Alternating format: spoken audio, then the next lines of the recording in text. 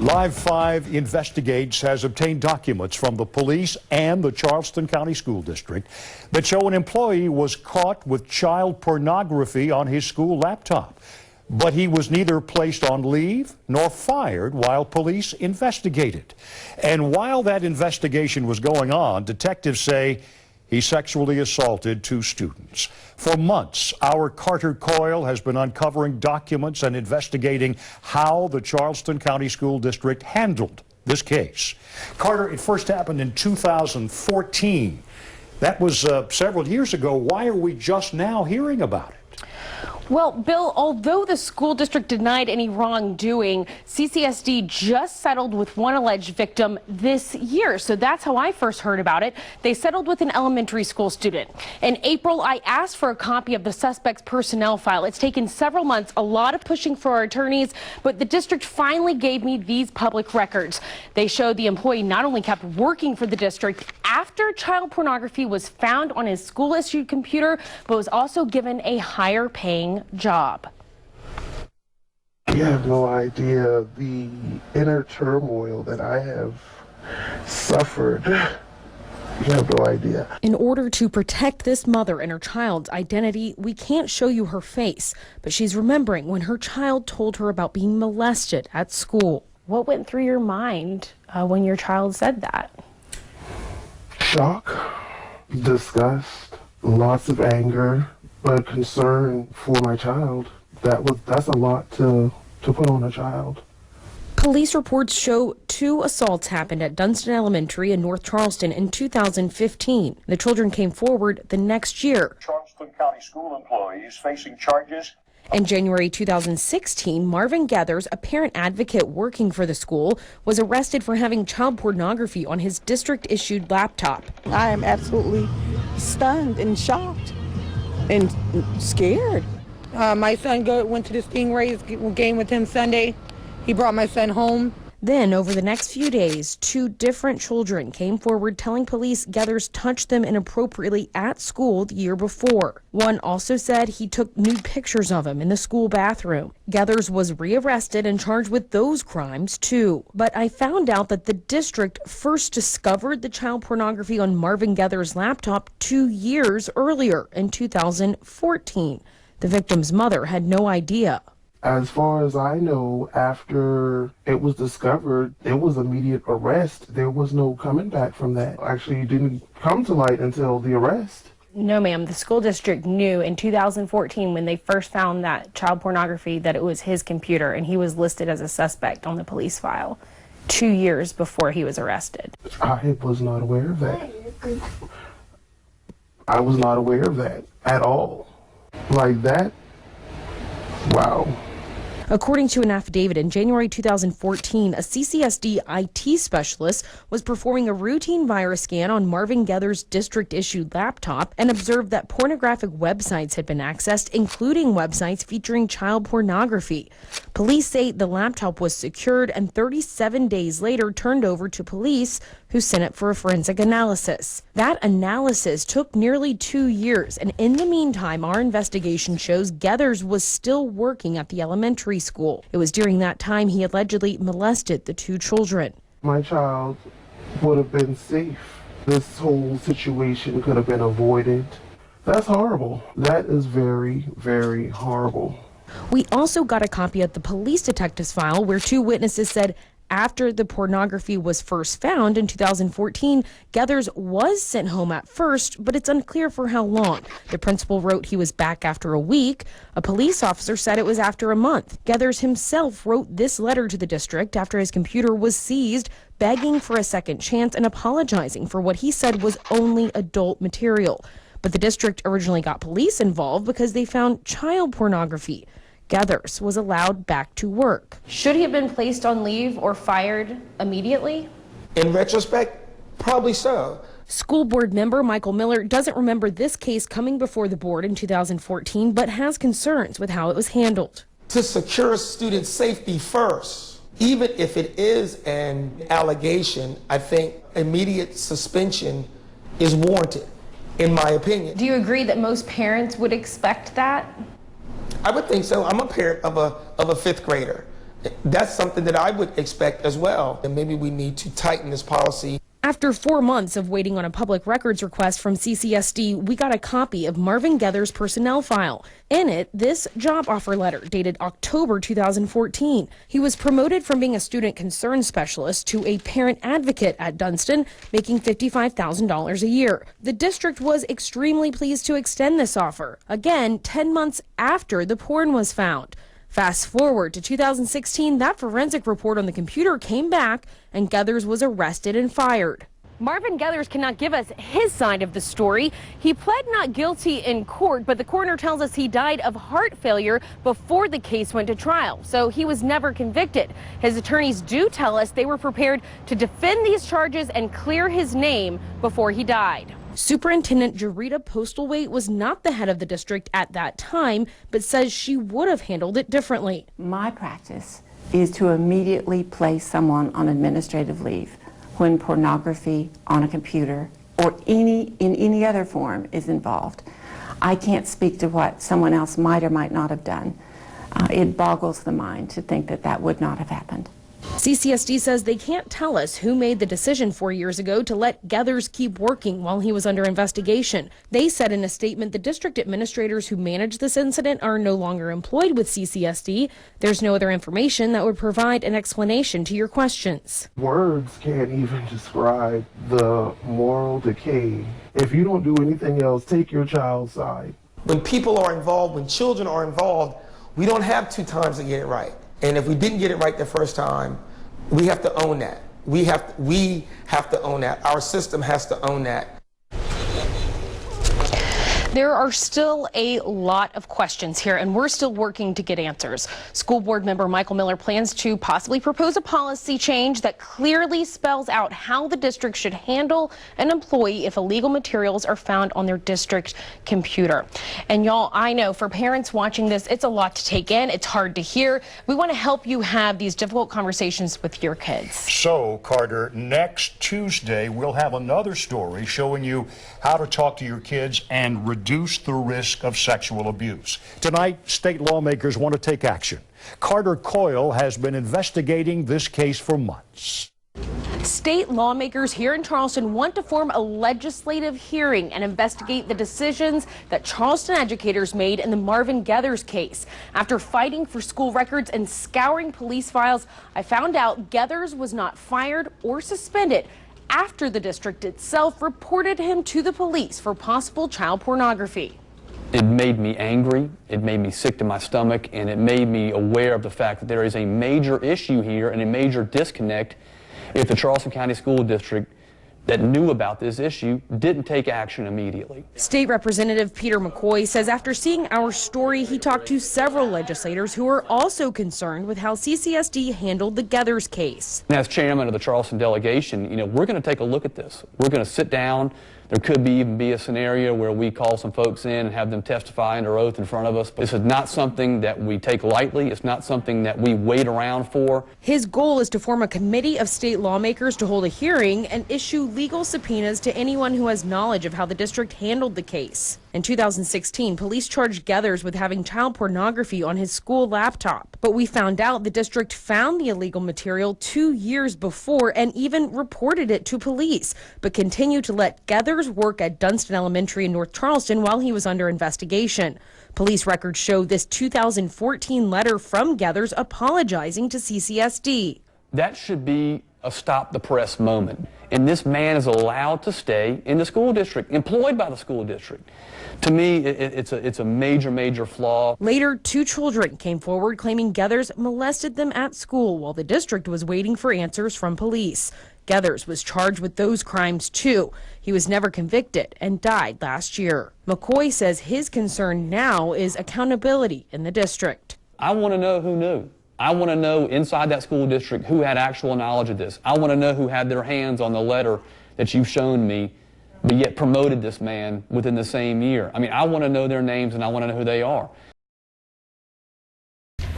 New information tonight about our investigation of how the Charleston County School District handled an employee while he was under investigation for having child pornography on his school laptop. Carter Carl joins us now. And Carter, you've just learned the suspect was given an honor by the district while he was under investigation for this situation. That's right, and we've just confirmed that Marvin Gethers was named the Classified Employee of the Year in 2015 for CCSD. That was a year after the district reported him to the police for possibly having illegal pornography on his computer, and a year before he was ultimately arrested and charged with multiple crimes, including criminal sexual conduct with 2 different students. The district also tells us, as part of that Employee of the Year recognition, Gethers was given a district vehicle to use. And as we first reported, he was also promoted during this time to the position of parent advocate, and he remained at Dunston Elementary in North Charleston for 2 years while police investigated and waited on computer forensics. That's a slap in the face to the future victims that came forward later when criminal charges were brought, and it's a slap in the face to the parents who trust their children to this school district to educate and make our children better people. Also, we learned today the State Department of Education says Mr. Gethers was not a certified educator, so the state had no power to revoke any certifications from him during the investigation. But SCDE also said that this situation was not reported by CCSD to the State Board of Education. In a statement to us, SCDE said, if information shows that other certified educators acted unprofessionally in the handling of the circumstance in question, our agency can and will investigate and take action against them. New information tonight. We have just learned the Charleston County School District is planning to hire an outside legal team to investigate the Marvin Gethers case. Gethers is a former CCSD employee who we found out continued to work at an elementary school for 2 years while he was under criminal investigation for child pornography.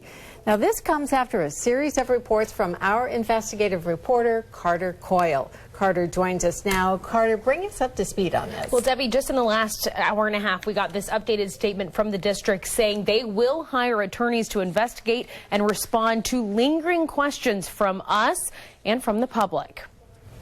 Most of us who are parents, we are frustrated, we are infuriated, and we want something done immediately.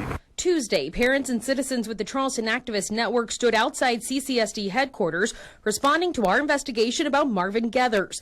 The parent advocate was arrested for child porn and alleged molestation in 2016. That was nearly 2 years after the district reported him to police for possible child porn on his school computer. In the meantime, Gethers was allowed to continue working at Dunston Elementary, was promoted and named Classified Employee of the Year for the district in 2015. We want to make sure that somebody or people are held accountable for this large oversight. We want to make sure that these people never enter the field of education again. In multiple statements, CCSD maintained the people who were calling the shots for this incident back then no longer work in the district. And still to this day, we still can't find out who was involved.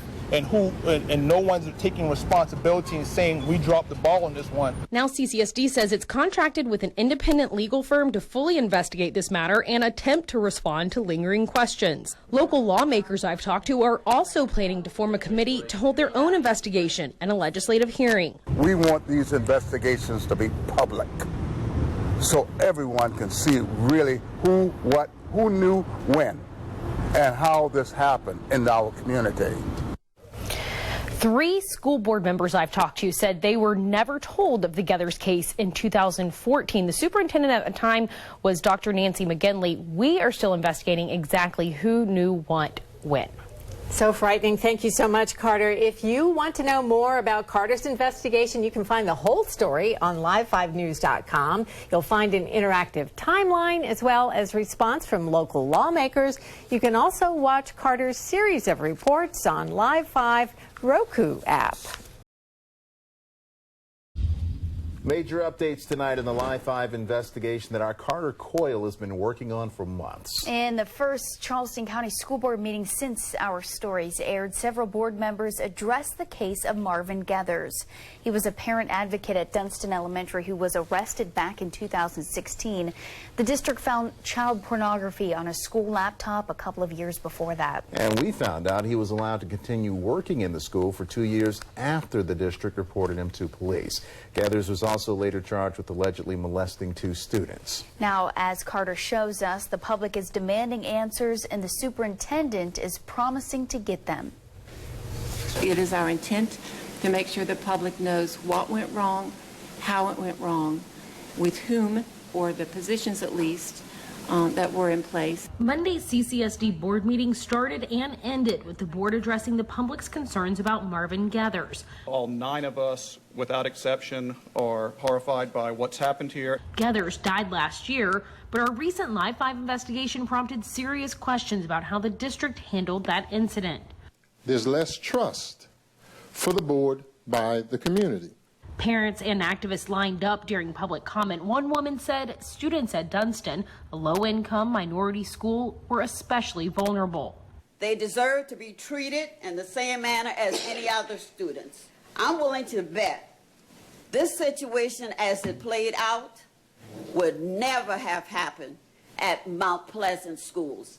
Several state legislators tell me they will investigate why Gethers was not fired sooner, and the State Board of Education may get involved too. We'll cooperate with the investigations so that justice will be done. CCSD confirmed they've hired Wilbur Johnson at the Young Clement Rivers law firm to investigate for the district. How much editorial license does the board have over this firm with respect to the final report? I'm not happy with the investigation pathway. We're using a cookie-cutter firm that we normally use within the district. Postlethwaite wasn't the superintendent in 2014 and says they're still trying to find answers to lingering questions. A lot of the people who are involved in decision-making roles are no longer employed with the district, and we can find no record of the matter going to the board, either in executive session or in public session. In Charleston, for Live 5 Investigates, I'm Carter Coyle. And Mr. Gethers does some unbelievable things for kids and with kids. April 2015, parent advocate Marvin Gethers was recognized as Classified Employee of the Year at CCSD night at a River Dogs game. Starting on July 1, you're going to be driving around a different car. He's got $1,000 of professional development money, and he's got a new iPad that he's going to figure out how to use here in a little bit. The award and prizes come more than a year after CCSD found child pornography on Gethers' school laptop and turned the computer over to the North Charleston Police to investigate. All of our stories involving Gethers unraveled out of one document I found months ago in Charleston County court records. This $300,000 settlement with an 11-year-old child who told police he was molested by Gethers at age 8. Police charged Gethers, who later died, and CCSD settled. So now the question is, what other situations has the school district settled over the years? On March 30th, we asked CCSD for a list of settlements over the last 5 years. Other school districts provided it. Charleston County Schools did not. South Carolina's Freedom of Information Act allowed the district 20 business days to acknowledge my request and then 35 days to produce the records. They acknowledged it after 41 days, saying it was in progress, but never produced the records. It's now been 148 business days, more than 7 months since we made our request. It's sad on our part that we're not fulfilling our obligation to the public. School board member Michael Miller says the delay is inexcusable. I'm not happy with the fact that it's taken you this long to get the information that you're requesting. I'd have to apologize. Miller says the board used to get frequent updates about potential lawsuits and settlements. Those cases stopped coming to us. And of course, it caused me to pause and be concerned. Were those suits being settled without the board? It's hard to tell since we haven't received the settlements yet. I repeatedly emailed and called about the request. Our attorney sent a letter to CCSD in July and called General Counsel Natalie Ham, but we didn't get a response. We sent another letter last week alerting the school district we'd be airing this story and legal action may follow.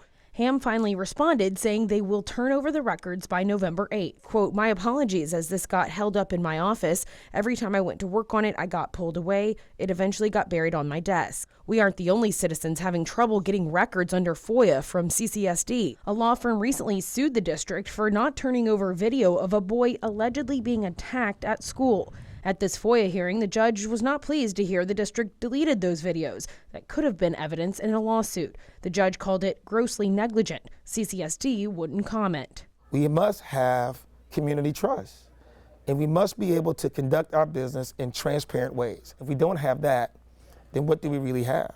In Charleston, Carter Coyle, Live 5 News.